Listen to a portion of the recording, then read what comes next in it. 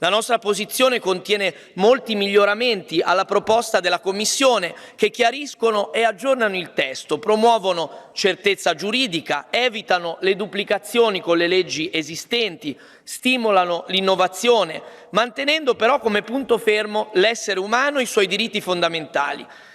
Esso deve rimanere il centro dell'approccio europeo all'intelligenza artificiale. Cito solo alcuni dei punti chiave della nostra proposta. Una definizione chiara ed equilibrata, in linea con il lavoro delle organizzazioni internazionali, un capitolo per regolamentare sistemi come CHAT-GPT, prima esclusi dal testo, per ottenere trasparenza e mitigare i rischi di discriminazione e di generazione di contenuti illegali. Oltre al watermarking, per rendere identificabili i contenuti prodotti da IA generativa. We are providing, through our text developed in Parliament, startups and SMEs in Europe with a strong network of sandboxes so they can innovate, they can grow and develop technology in accordance with European values and in respect of fundamental rights, increasing the trust in their products as well as their competitiveness.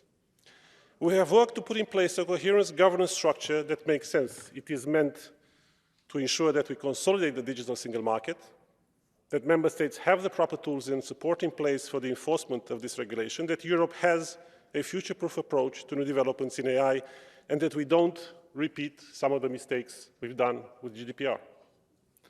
10 or even 5 years down the line, it is this governance structure that will give Europe the ability to deal with the rapid evolution of AI and to reap the most benefits from it. And we have worked first and foremost to ensure our citizens' rights and freedoms are not just respected, but protected and strengthened. We don't want mass surveillance, we don't want social scoring, we don't want predictive policing in the European Union, full stop. When it comes to technology, the most important thing when you embrace it is that you can trust it. And only by embracing something can you control it. If you keep it at arm's length, very difficult to get a tight grip. And what we can do here is to create trust, legal certainty, to enable AI to develop in a positive manner, to serve our society, our ambitions, the sectors, the businesses, the industry. We can do amazing things with artificial intelligence when we can trust it. When we started our journey, I frequently got the question, why are you regulating AI? This will hamper innovation. Why not just let it go? But I think by now everyone realizes that this is the important moment. Yes, this is the time.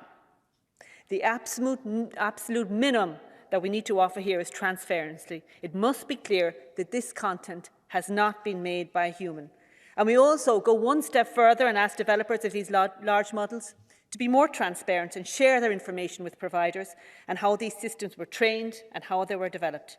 This should address and also the environmental sustainability of these systems. Colleagues from EPP will try to make the case how these systems could be used to catch criminals. But one thing is very clear to me. Those who want to hide from AI systems will always find a way to do so, and always the innocent will suffer. So it's not a question of whether the AI systems have the potential to result in racially biased and discriminatory outcomes.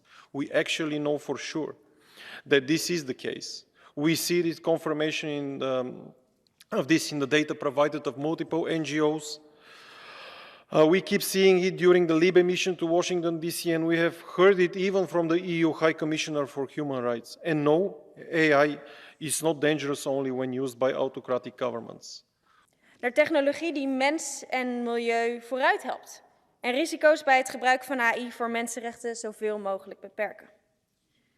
Na 1,5 jaar en honderden uren aan de onderhandelingstafel ben ik ook echt trots dat het Europees Parlement nu keuzes maakt. En morgen stemt over een sterk recht op informatie en uitleg, zodat mensen bij de inzet van AI nooit met lege handen tegenover een computer staan en weten wanneer een algoritme wordt ingezet. Een verplichte mensenrechtentoets voordat we risicovolle AI inzetten. Strenge verplichtingen over hoe je je systemen ontwerpt en traint en hoe je met data omgaat. Want wat je in een AI-systeem stopt, dat komt er ook uit. En dat geldt ook voor discriminerende data en desinformatie. En dat we bindende regels gaan stellen in plaats van zelfregulering voor grote modellen zoals ChatGPT.